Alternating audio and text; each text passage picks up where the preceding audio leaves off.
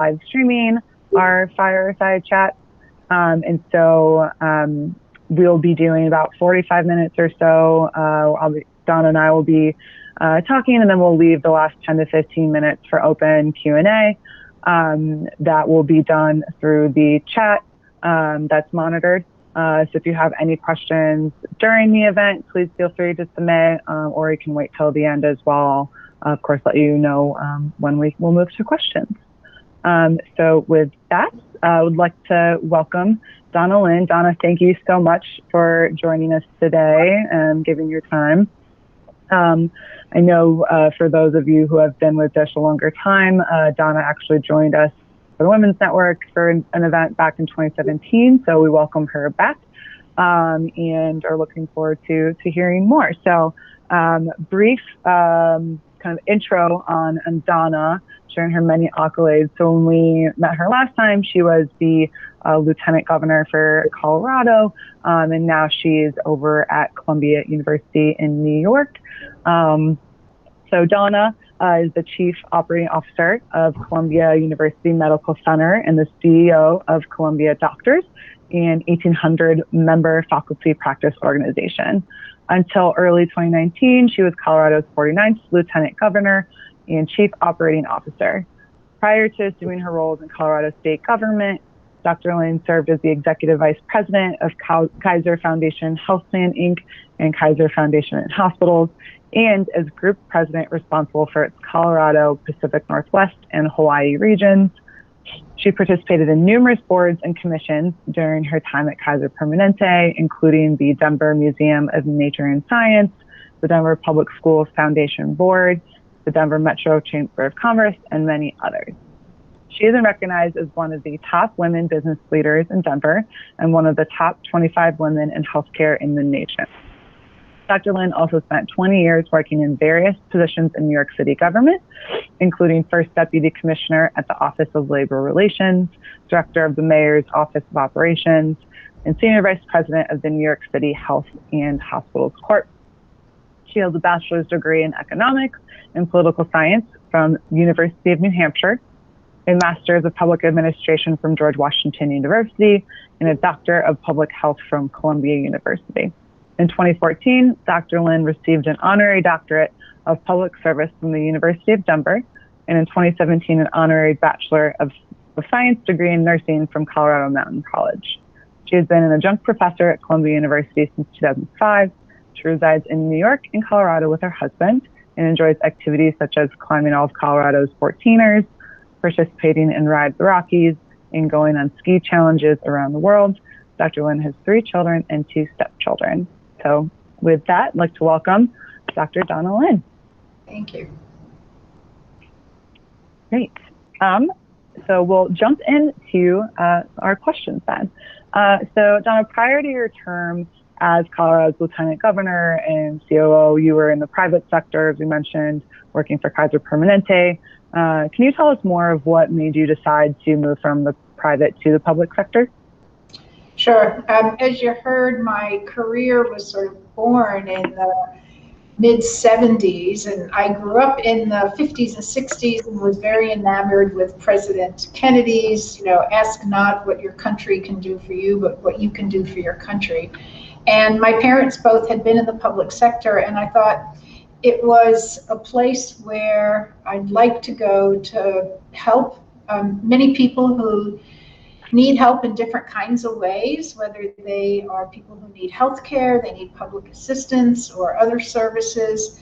And I think to disprove what I often heard when I was young, which was there was something less exciting or less intellectually challenging in the public sector. And so I wanted to just, whether I could do it on my own or inspire people, I thought going into the public sector was really important. So I spent 20 years doing that, and then made the decision to move into the private sector, but it was always sort of in my heart. And when I was at Kaiser for 11 years in a variety of different roles, and John Hickenlooper, our then governor, asked me to be his lieutenant governor, and healthcare was a huge issue, obviously, for the state and for the country. He wanted to create a chief operating officer, which the state had never had. And so I thought, not only did I like him and feel like he was very mission driven, but I thought it gave me a great opportunity to serve Colorado. And I had felt a certain kind of debt to the state because so many wonderful things had happened to me in the 14 years that I lived in Colorado. That's fantastic. I didn't realize that you were so you were the first chief operating officer of Colorado. Mm-hmm. Wow. How is that building an entirely new role and function? It was interesting because the governor himself had come from the private sector and was very enamored with, having a plan, having metrics, measuring, and then potentially rewarding people or departments for performance. And so some of that work he had started, he just didn't have the infrastructure to do it. And I had done similar work in New York as the director of the mayor's office of operations. And so he was thrilled to realize that I had that experience and that skill set, and I could apply it to the state. And I often say I think I'm a little bit more of a generalist, and so the opportunity to be able to learn about agriculture, to learn about public safety, the many things that the state has responsibility for, was such an exciting opportunity for me. And to try to build a culture across all of the different departments, and to really impress upon them the fact that they're interdependent on one another. So even though, like any business, there are vertical silos, the interdependency of them is critical. In fact, when I think about information technology as one of our departments, every department was dependent on IT. Many departments were dependent on healthcare. And so that intersection of different functions was something that I was able to weave together, as well as to drive accountability. Wow, that's fantastic. Thank you for sharing. Yeah, no, definitely the collaboration and working together is huge, and I'm sure you made a big impact on that for the state of Colorado. Great. So as mentioned, of course, in the intro, we're here to celebrate the 100th anniversary of the 19th Amendment, and that was officially ratified 100 years ago tomorrow. And the 19th Amendment granted U.S. citizens the right to vote regardless of sex. Can you explain a bit more of the 19th Amendment's significance? Sure. And maybe just one aside before that. Colorado, one of the reasons why I did want to become the lieutenant governor was there had only been 4 female lieutenant governors in Colorado up until that time. And in fact, as you well know, no woman governor and no woman president. So part of thinking about the importance of the 19th Amendment is the fact that there are a very small number of women in the last 100 years that have been in office and in elected office, and but oftentimes women are the majority of the workforce. So having women in elected roles is very important to not only create role models, but also to advance women's issues. So the 19th Amendment, it's actually an interesting story because in spite of the fact that the 19th Amendment was ratified by Tennessee, it was the state that sort of tipped us over through the ratification process. Women had had the right to vote in a number of states, irrespective of the 19th Amendment. So, and in fact, Colorado was one of those. So I think Wyoming, Idaho, Utah, Colorado, all had women had the right to vote prior to the 19th Amendment being passed. And what Colorado likes to be proud of is the fact that it was the first state to extend the right to vote to women through popular vote. So in other words, in Wyoming, the legislature decided, but through a popular vote, which is very common in Colorado, we gave the women the right to the vote. So you could argue that it wasn't any one man's act or a handful of men. It was the voice of the people who wanted to give women the right to vote. One interesting thing, by the way, about the right to vote is the men that fought women having the right to vote in Colorado were worried about one thing. I don't know if anybody is aware of this, but during that time 100 years ago, there was a lot of drinking going on in Colorado, even more than now. And So the temperance movement was born by a lot of women. And so one of the pushbacks was if women have the right to vote, they might abolish or put limitations on alcohol consumption. But nevertheless, women did win the day and get the right to vote in Colorado. But that obviously Colorado, Wyoming, Idaho, and Utah were the minority of the states. And so a number of women who were known as suffragettes, whose sort of famous beginning was in the 1840s, had a convention at Seneca Falls in New York to talk about suffrage. And they were very influenced by the British, because British women had won the right to vote prior to the movement really starting in the United States. And that took us down a very long path that took more than 50 years to get the Constitution amended with a very simple sentence that prohibited the right to vote being based on sex. And so, as I said, we went through a whole ratification process, but women in Colorado had had the right to vote for years before 1919. Well, I did not know. I definitely did not know the impact on alcohol back then. So that's interesting. Definitely a lot of different factors with that amendment. Very interesting. And I know it's 100 years ago, and rules and laws back then can sometimes feel like they may not have as much of an impact on modern day society. In addition to extending the right to vote to more women, how else would you say that the 19th Amendment has shaped modern America? Well, I think it's opened up a conversation around equality and equity. When the amendment was passed, white women could vote, but a number of women of color could not. So it took additional actions. So Native Americans, for example, were not extended. Native American women were not given the right to vote in 1919. They waited until 1924. And believe it or not, Chinese women were not permitted the right to vote. Neither were Chinese men. So there was an act that prohibited Chinese Americans from voting, which again had to be repealed, I think, in the early 1930s. So I think the conversation around women having the right to vote sparked a greater conversation around if you're a citizen and you're active, paying taxes, doing other things, you should have the right to vote.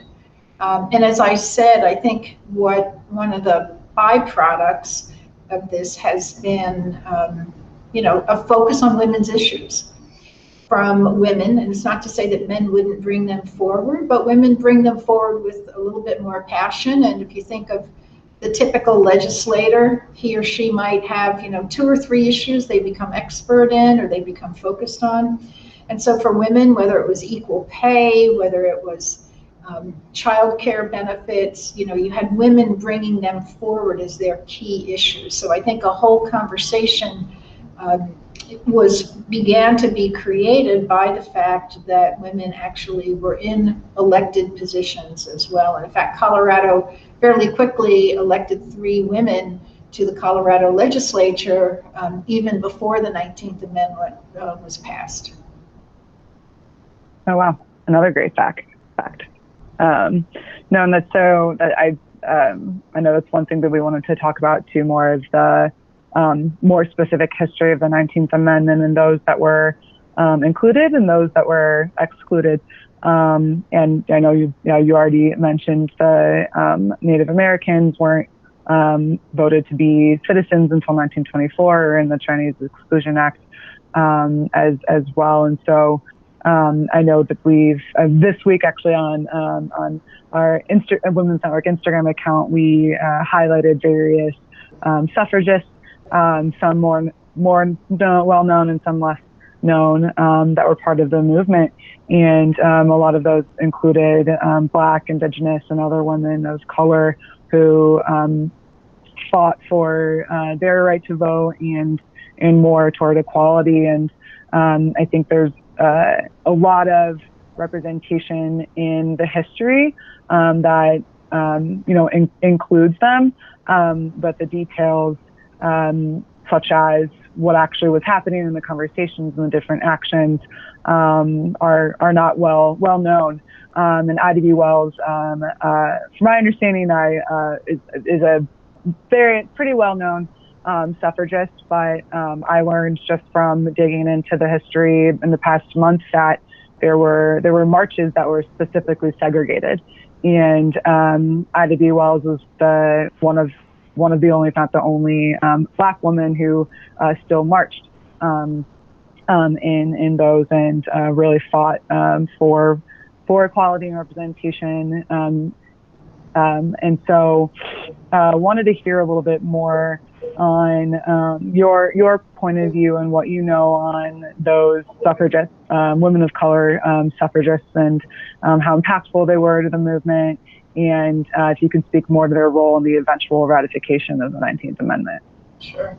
Yeah, Black women were clearly a huge part of the movement, and often not given credit for their work. And as you heard from Allison, Ida B. Wells actually broke the line. The white women were marching, and the Black women, much like segregation existed, were supposed to march with the Black women, and she said, no way, and she broke into the line at one of the marches.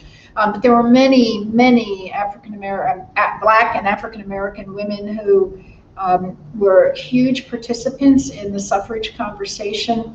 And it's a little bit shameful because it's only come to light recently. When you think about the pioneers of the suffrage movement, of course, you think of Susan B. Anthony, and you think of Alice Paul, and Elizabeth Cady Stanton, and they were all white women. And it's like any movement, there are thousands, hundreds of thousands of people who play a critical role. You don't always hear from them. And there were even white women who were, quite frankly, maybe racist in terms of their push to just get the vote for white women. And so there's a little bit of shame that I think that people feel that they haven't properly, certainly not until the last several years, acknowledged the important role of Black women, and as you heard, Indigenous women and Chinese women as well. So I think it's a really important part of our history to recognize and acknowledge that everyone's efforts really went into getting the passage. Yeah, and do you have any recommendations on how, kind of in addition to just general acknowledgement, how we can better honor those all suffragists today? Yeah, I think, and it's interesting because it's converging with all the conversations we're having around racism and anti-racism, is to acknowledge, through statutes, through revising the history, to acknowledge the importance of this movement that came from all kinds of people. And I think we've got some reckoning to do in terms of how we wrote history, and to acknowledge that great work that so many people did.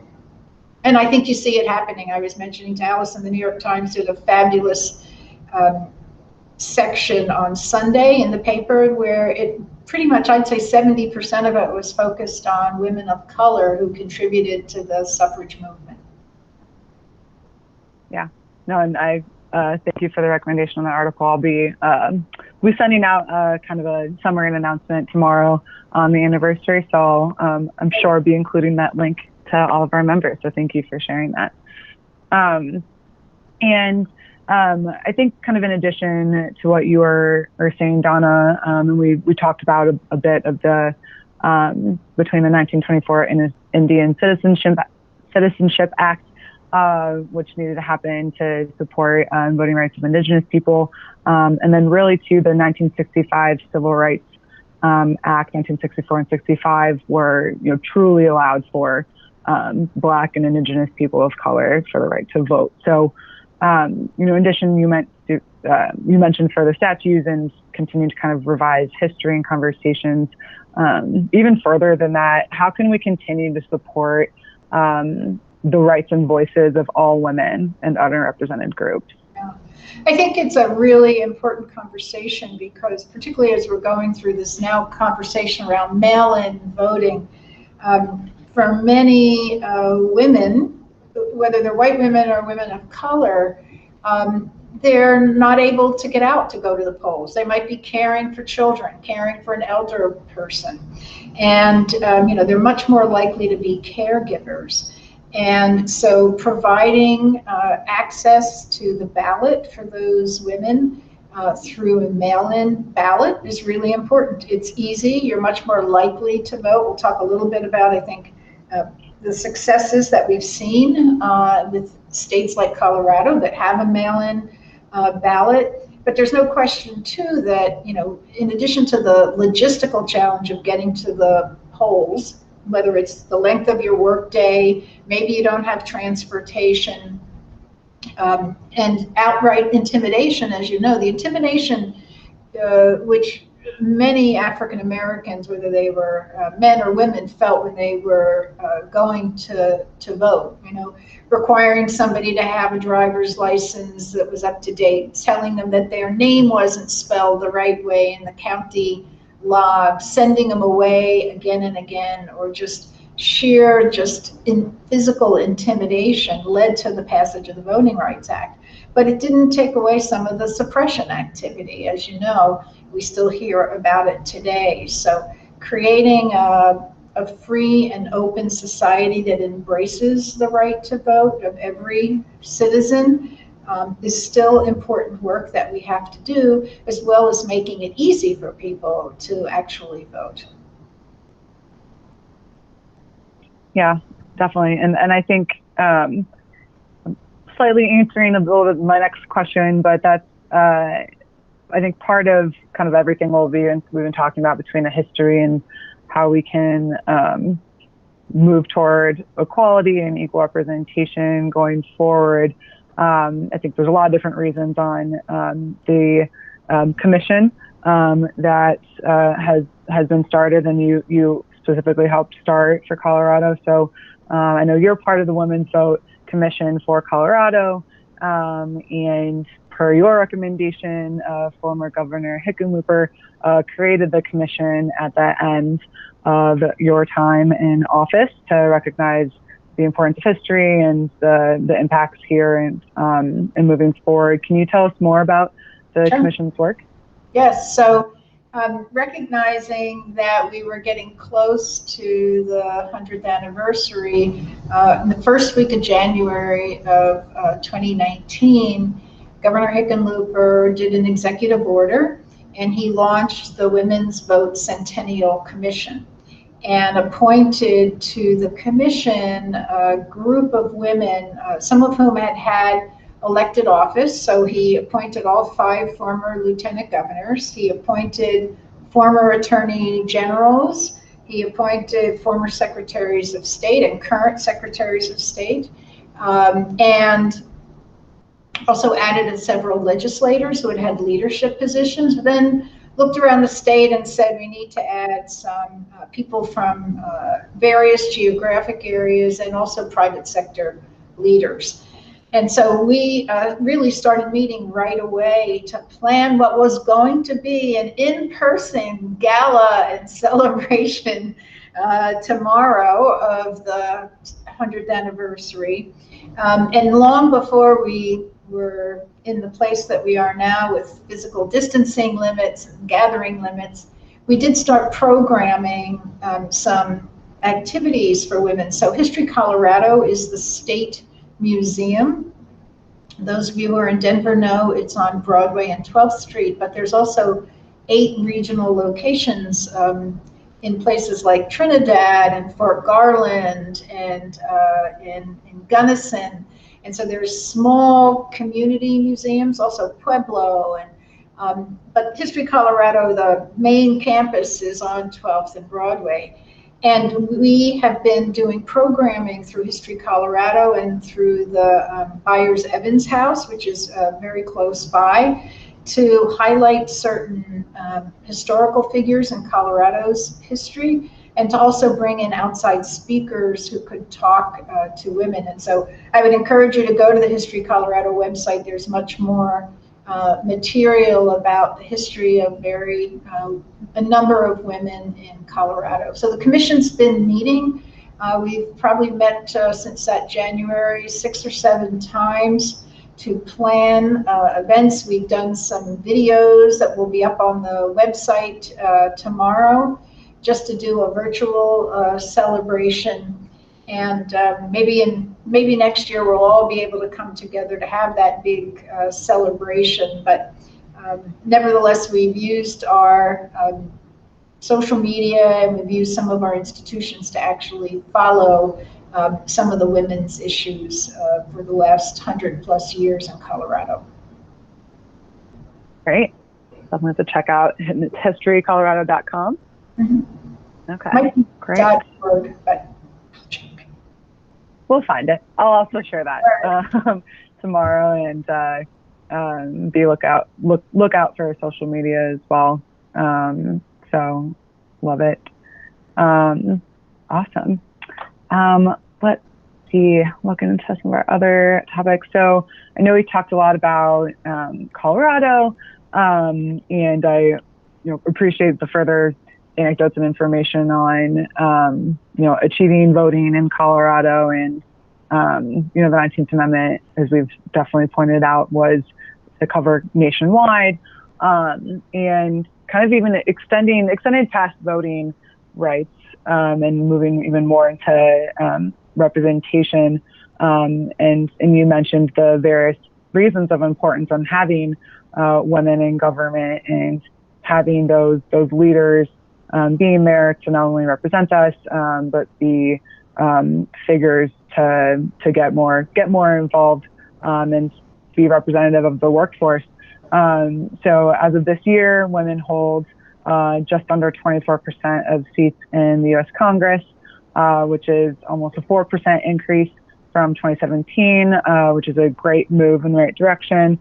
And there's a record number of women running for the House in this year's election. Can you speak a bit more to, I know we talked about a little bit already, but that significance, whether it's specifically this year or even how far we've come, not just in the last 3 years, but in the last many decades, and just whether it's Congress and then also just having more representation in senior offices. Sure. Well, I mean, women being in elected positions at the highest level of government certainly has been a challenge. There was a time when if a woman ended up as a U.S. senator, that was because her husband died and she ended up getting the seat, as opposed to running on her own. And as you've seen, we've really only had 2 candidates try to run for president. Only one made it to the major party candidates. Only one made it to the primary. It was actually in the general election, and that was former First Lady and Secretary of State and Senator Hillary Clinton. So we have not had, obviously, a woman president. We only have a handful of women senators. We have some great role models, though, for senators now and for governors. Women who are giving birth while they're in office, women who've served in the military, which was unheard of before, and women that have, full lives and young children and have to figure out how to balance everything. So I think that there have been a number of advances, and you'll also hear similar sort of sad statistics, though, even at the CEO level, that when you look at the Fortune 100 companies, a very small number of women who are actually in the CEO roles. And, some glass ceilings, quite frankly, on both sides. I mean, one of the ironic things about that is that when you look at the performance of companies that have women on their boards, for example, they generally perform better. When you think about the skills that a lot of women bring to the table, many of them are around, as opposed to confrontation, they're around conciliation and problem solving and getting things done. as opposed to the traditional, male standoff in two corners, and I'm going to win and I'm going to fight until the end. Now, that's not to say that we don't have some real fighters like Speaker Pelosi, who in and of herself is a pretty amazing 80-year-old. I always have to remind myself that she's in her 80 or 80 years old. So I think women are more and more demonstrating. They can be in leadership positions. They can be skilled negotiators. They can balance life. I remember many people say to me, "Oh, what's your work-life balance?" And I always ask the question, are you asking a man that question as well? Mm-hmm. And generally they're not. It's somehow you ask a woman that question. So I think we've made a number of advances. There's still some barriers. And the more we have women in elected office, I think the more we're going to be able to break some of the ultimate barriers.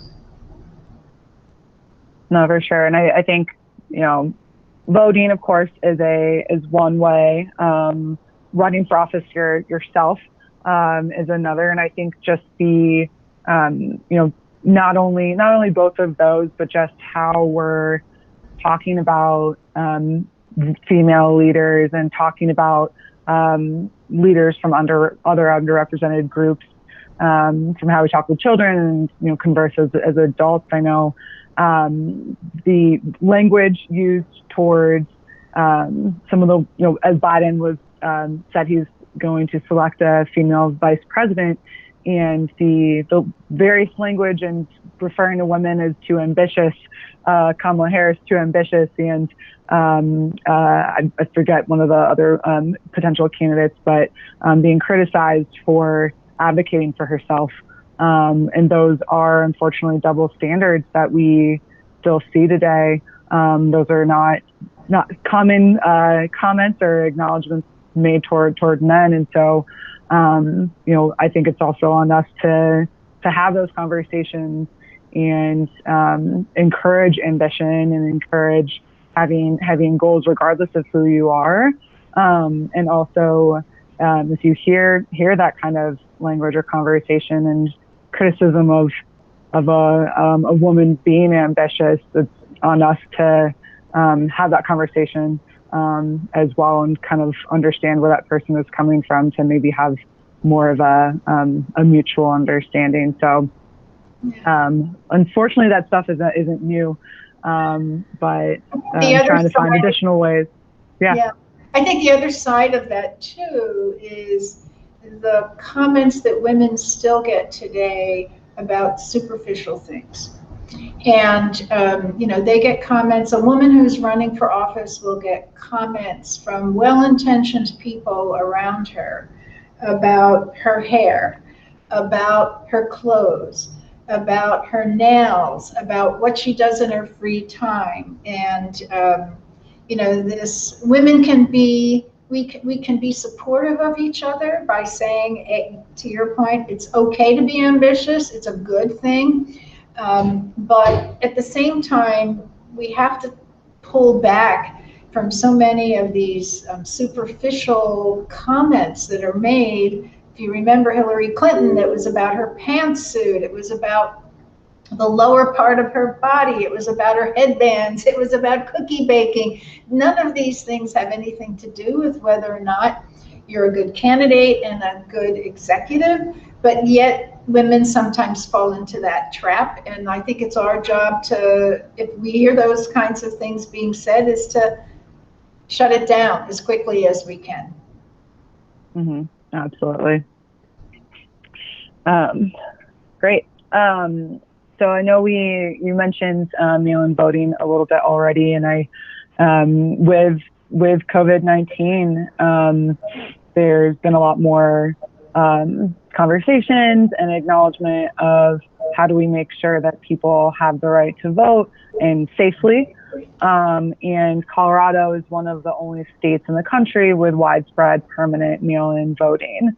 Can you share more on why Colorado has this process in place and the impact mail-in voting has on Colorado? And I know we're not, like I said, we're not the only state there, but can you talk a bit more about that? Sure. And I think, as you know, you have the right to vote as a U.S. citizen of a certain age, but many people don't even bother to register to vote. And then of those who register to vote, there's a pretty small percentage of people who actually do vote, even in presidential years. Colorado happens to have one of the highest percentages when it comes to people who turn out to vote, along with states like Maine and Minnesota and New Hampshire. The state with the lowest percentage of people who show up to vote is Texas. I don't know all the reasons why it looks that way, but one of the things that Colorado has done is it has what's called a direct mail ballot. So you don't have to go to a poll, obviously. And those of you who've been around long enough may recall the scenes of election night with people standing in the dark in long lines waiting to cast their vote, and many of them are discouraged by that activity. And then in Colorado, what we do is we mail you your ballot. You don't have to request a ballot. You don't have to show up any place. You get your ballot, you mail it in. And there are only 8 states that do that, and they don't represent a very significant number of people. They represent about 18 million people. The majority of states do allow you to request an absentee ballot. And then some states, even though they allow you to request an absentee ballot, they make you demonstrate that there's a reason why you need an absentee ballot. So there are huge barriers, and so the majority of voters, about 170 million people, actually have to go through some hurdle to request a ballot. And Colorado, through the work of a couple of our secretaries of state, decided to go to this mail-in process, and it's helped create this tremendous over 70% of the registered voters actually voting in the last presidential election. Yeah, no, that's huge. I know I've lived in Colorado for 8 years, so I'm grateful that it's been very easy for every election. So yeah, and I only recently learned about the exceptions and excuses or reasons that you have to provide in certain states as well. I believe there are still, I was looking at the chart earlier, but I believe that all states, there's still opportunity to register to vote still for this upcoming election. And so there's still an opportunity for everyone to do that. And I know one of the websites that I went to just on voter registration was usa.gov. And there's plenty of resources out there to kind of learn what's available in your state and jurisdiction. Can you kind of, to wrap up before we run into or open up for Q&A, anything else you'd like to share for why men and women alike it's important for us to exercise our right to vote? Well, I think it's critical to exercise the right to vote, and the idea that I often say my mother was born in 1917, and so even though she couldn't obviously vote when she was that young, she was born in an era where women didn't have the right to vote. That's not that long ago. And the fact that we've been granted this opportunity to have a voice is important, whether it's on who we elect, or as you see in Colorado, the large number of ballot measures around whether or not a tax can be increased, or whether or not we can change other requirements in the state. We can change the Constitution. It gives a responsibility to me to vote, but also to be informed and not just check off boxes. So I think it's a critical right that we all have, and we have to exercise that, or you can't sit around and complain because something happened and you had the right to be able to impact that. I think the other thing around this whole recent controversy around mail ballots is there's very little evidence that there's been fraud in any situation where there have been mail ballots.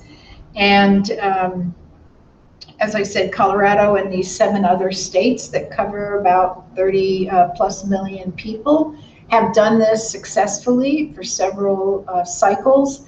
And ultimately, it just makes so much sense, as we talked about. The people who are likely to be disenfranchised might, be working 2 jobs, may not have transportation, or where transportation is really difficult.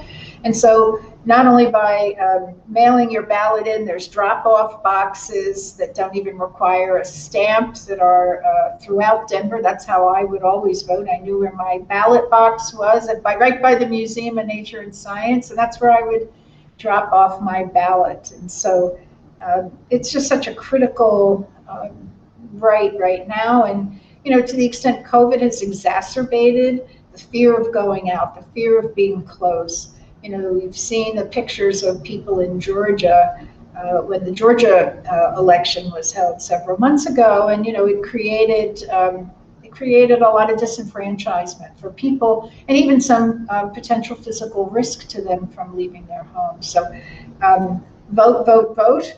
And I think voting by mail, we've proven in Colorado and in the other states that it's a great solution to as I said, the disenfranchisement and also the efficiency issue. Counting votes the night of an election because hundreds of thousands of people just procrastinate and wait to show up, and you don't find out the results. You actually do start counting mail-in ballots well ahead of time. You don't release the results, but you batch them, and you've got the results to be able to actually declare a winner the next day. Yeah, no, definitely true, and appreciate you digging into that a little bit more. And I think as somebody who, I've only been voting, what year is it, for 12 years, but I think just since then, one of the just positives of the internet and access to information is it's also very easy to find out the information on what's on the ballot so that you can make an informed decision either way as well. So fantastic. Well, thank you, Donna. Really appreciate all your insight. And with that, we do have a couple questions. Oh, great. If you guys do have questions, please send them to me via chat. It's Lee Rasmussen. You'll probably see my name spelled on the screen, but send them that way since the live stream doesn't have that function. In the meantime, we have one from Molly.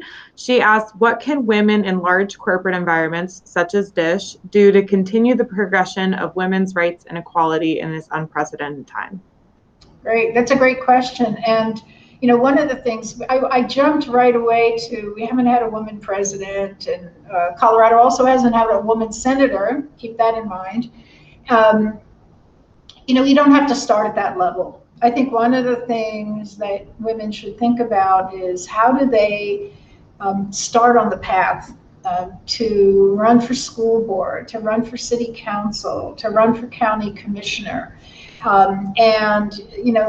Yes, it's a burden because you're working full time at Dish and your job's pretty demanding, but the way to really get involved is to participate in the decision-making process that influences whether it's your school choices or your taxes and so forth. So there are lots of opportunities to do that. One of the things I'll follow up with Allison too is there's a group called Emerge.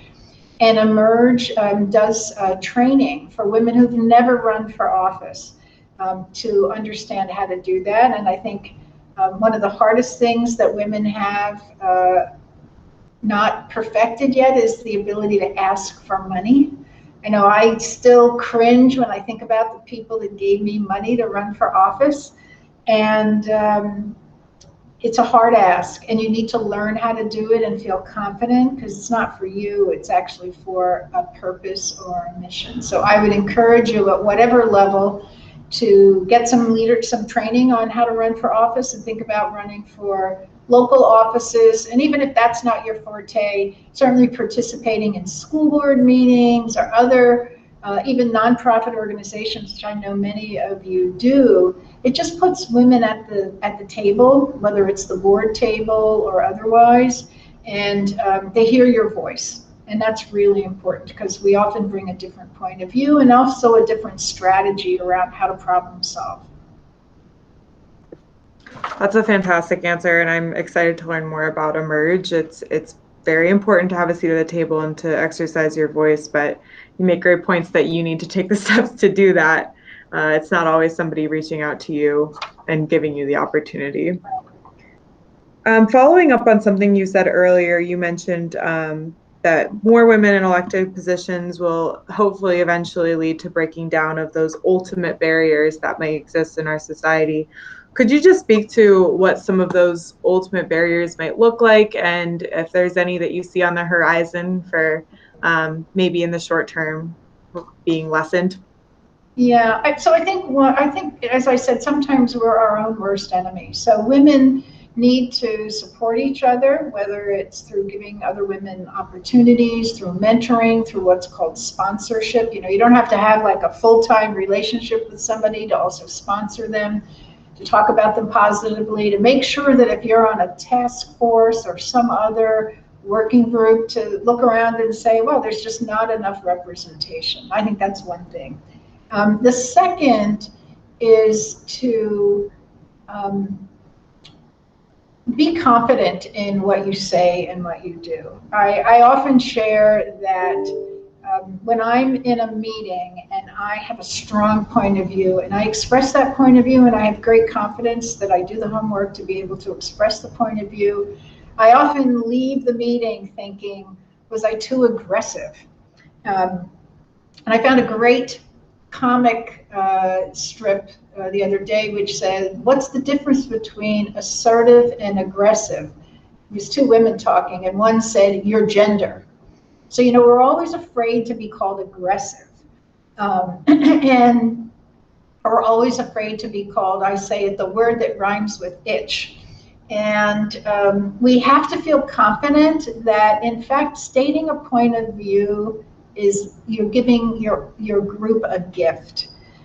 Because I always say that if I didn't state my point of view and I didn't take the risk of being focused about a point of view, the group loses something. They lose a different point of view that they need to filter, because if I'm thinking it, that the likelihood is somebody else is thinking it. So the other thing I think women are often trained to do is to just sit quietly, and that's not a good thing, or to not take a risk, whether it's in speaking up or a career change. And that's really important, because you won't experience the joy of success if you don't raise your hand and you don't put yourself out there. And sometimes you'll fail, but even when you fail, there's a learning opportunity when you fail. Thank you for that answer. I completely agree. Women can have a tendency, at least in recent studies, it showed, to tear each other down, and that's an easy way to make small changes in a corporate environment, especially. It's just speaking up. And I also liked your point about sponsorship. DWN does a lot of different activities and trainings to show people how they can be better sponsors, and we actually have some coming up in September, ideally, on that topic. So stay tuned, guys. Another question in the chat for you, though, Donna. We talked a lot about how women of color that participated in the suffragette movement maybe didn't get their credit or their due, and nowadays that renewed focus is coming back onto those people. Is the vote commission that you're working on doing anything to specifically support those kinds of suffragettes that weren't highlighted as much? Yeah, actually, one of the things we did, when I described the commission, one of the things I said was, well, we took 5 former lieutenant governors and secretaries of state, and we looked around and we said, they all look exactly the same. Amongst this whole group, that we said, well, their input and the lessons they learned in rising to these positions is important. And so we first and foremost said we have to diversify the coalition, the commission, and we did. We added several very prominent people who just didn't fit into the category that the governor and I defined. And so their insight has been really critical and has brought to us the stories of some women in Colorado who were certainly part of the movement. So that's part of what you'll see in the Women's Vote Centennial commission material is a highlight on some of the historical women, but we've also made sure that we brought women of color to talk about in our lecture series, some of the issues that they're facing as well. So it definitely, we had one particular commission member who was very vocal and said, I'm still not seeing anybody around the room that looks like me, and we've got to go find them. And we actually changed the size of the commission in order to do that. And I have mixed feelings about, really big groups, you get things done more effectively in a tight group. But I said, you know what, we've got to do this. And so we actually amended, we had to go to the new governor and say, would you amend the size of the commission, and would you also add several representatives? Wow, that's fantastic. You're able to accomplish that over 2 administrations. That's no easy feat. We have a new question from Kim. Before I get to that, though, I do want to mention we will send those resources out after this. Go ahead, Allison. Yeah, I actually did just do want to get to the other question, but I love the example of the recognition of looking around and understanding what, how individuals are being represented by the diversity of the group on the commission. I think that's huge, and I think that's something that's a definite area of opportunity today in the corporate world as well. Do you have any advice for having that conversation? There's the recognition of that, but for somebody that does recognize that, whether they're the one, especially for the one that may not be the most senior person in that group, how do you have those conversations or bring to light on, hey, I think we need more representation in this group of deciders that we have? Yeah, I often... you always worry, like I said, you go back home and you say, oh gosh, was I too aggressive, or am I going to get fired because I said something? But I long ago decided I wasn't being true to myself if I didn't point that out.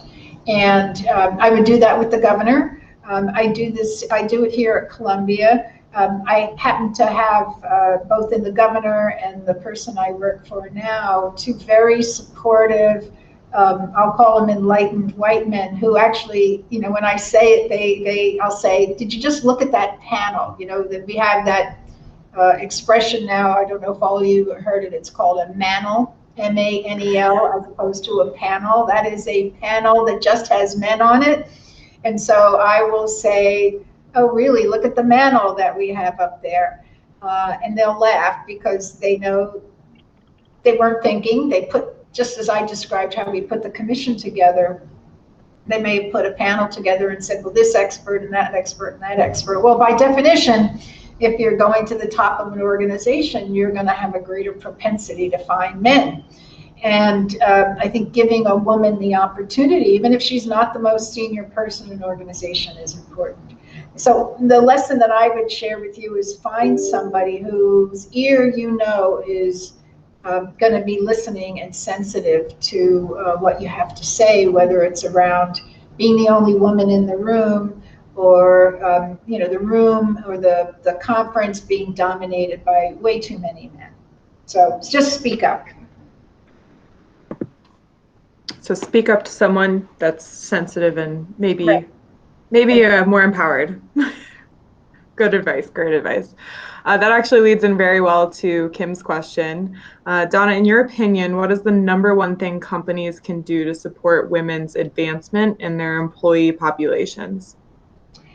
I think it is really giving them a chance to move into a position that maybe is a stretch for them, and let them prove themselves. And I think you'll find, there's the old quote, Ginger Rogers did everything Fred Astaire did, but she did it backwards in heels, right? Or a woman has to work twice as hard as a man. And I think most women, when you promote them into a position that maybe is a stretch, will work really hard to demonstrate that they can do it. At the same time, just don't leave them hanging there. You can, again, find that supportive mentor or advisor and make sure that that person is, when they are willing to make that jump and promote you, that they're also willing to provide you with what other skills that you need. At Kaiser, we had an interesting we had a rule around hiring, and that was that in your final candidate pool for any job of vice president or above, you could not bring 3 people who looked the same as your finalists. So that would mean you couldn't bring 3 women, but you couldn't bring 3 men, or you couldn't bring 3 white people. You had to have somebody of color. So we had an explicit strategy where we had to go out and really work hard to find a diverse pool, so that was one of the factors in hiring.